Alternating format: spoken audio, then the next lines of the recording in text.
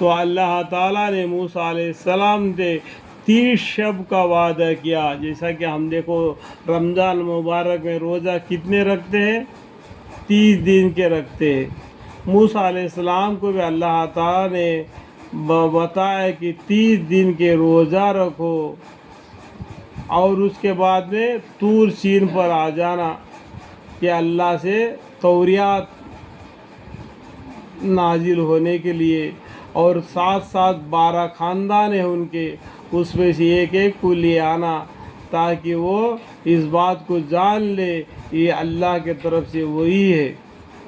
اور وہاں پر کیا ہو گیا کہ موسیٰ علیہ السلام اپنے قوم کو چھوڑ کر جلدی سے واپس اللہ کے سامنے چلے گئے، اور اللہ سے بات کرتے وقت تو منہ سے جب بانس آ جائے گی، جیسا روزہ رکھنے سے کیا ہوتا ہے منہ میں ایک قسم کا بدبو آ جاتی ہے. انہوں نے کیا کیا، وہ بدبو نہ آنے کی وجہ سے کے لیے یہ پتہ کا وہ جو ٹہنی توڑ کر اپنے دانتوں کو صاف کر دی اور اللہ سے باتیں کرنے لگے. تو اس ٹائم پر اللہ تعالیٰ نے فرمایا آئی موسیٰ علیہ السلام، آپ نے قوم کو آپ چھوڑ کر آپ آگے آنے کی کیا مطلب تھا؟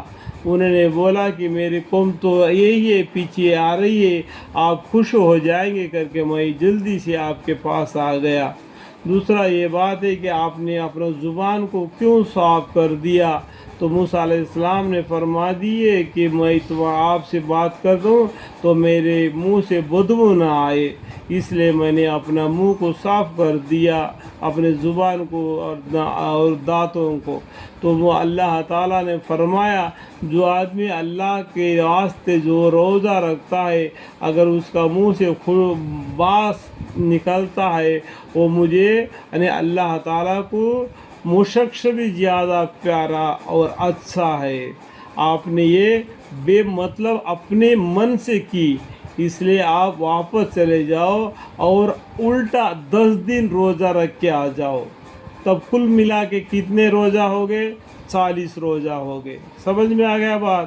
اب کیا کیا موسیٰ علیہ السلام نے 10 دن کے لیے واپس اپنے قوم کے طرف جانا اور آنا، اس لیے کہ بہتر تھا کہ وہی پہاڑ پر اور جھاڑ اور پتے ان کے پھلوں کو کھاتے 10 دن کا گزارا کر دیا.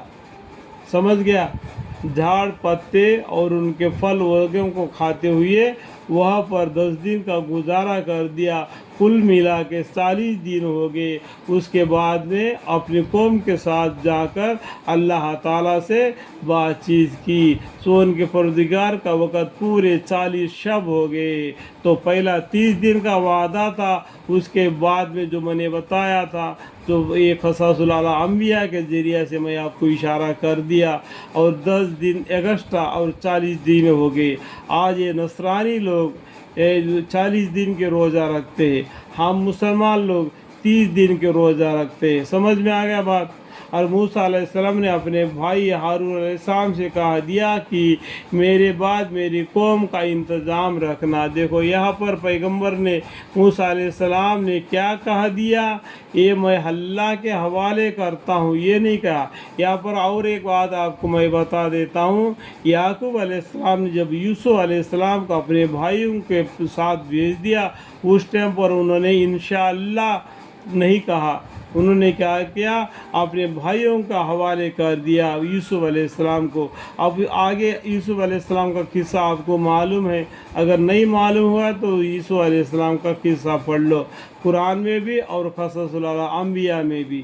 اسی طریقے سے یہاں پر بھی موسیٰ علیہ السلام نے اپنے بھائی ہارون علیہ السلام سے کہا دیا تھا کہ میرے بعد میری قوم کا انتظام رکھنا. تو انہوں نے کیا کیا، اپنی قوم کو اپنے بھائی ہارون علیہ السلام کے حوالے کر دیے، اللہ کے حوالے نہیں کر دیے. یا اس لیے کیا گیا، اللہ تعالیٰ نے ان کو آزمائش میں ڈال دیا. اللہم اغفر. اللہ تعالیٰ نے پیغمبروں کو آزمائش کرتے ہیں، اور ہم آپ کی اس درکت کے مولی ہے.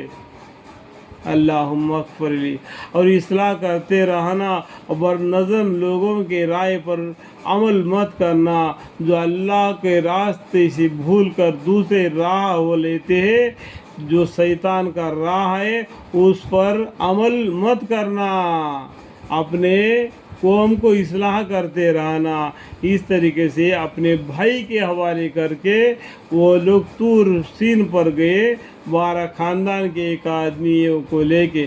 اللہ تعالیٰ نے بنی اسرائیل کو آزمائے، اس کے بعد میں اللہم اغفر لی، اللہم اغفر لی۔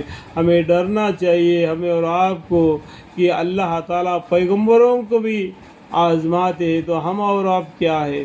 ہمارے پیغمبر محمد مصطفیٰ صلی اللہ علیہ وسلم نے بھی یہ کہا دیا کہ کافروں نے جو 3 سوال کیے تھے ان کا جواب میں کل دوں گا کہہ دیے تھے، انشاءاللہ شامل نہیں کہہ دیے تو کل کے دن وہ کافر لوگوں نے آ کے ان کو سوال کیا تو پیغمبر صلی اللہ علیہ وسلم نے کو وہی نہیں آ گئی۔ انہوں نے اس لیے کہا کہ اللہ سے یہاں میرے کو وہی آئے گی، میں ان کو جواب دوں گا، یہ انہوں نے سمجھ لیا، لیکن انشاءاللہ نہ کہا دیا۔ تو ہمارے پیغمبر صلی اللہ علیہ وسلم کو بھی اللہ تعالیٰ نے آزمایا، تو ہم اور آپ کیا ہے۔ اللہم اغفر لی، اللہم اغفر لی، اللہم اغفر لی۔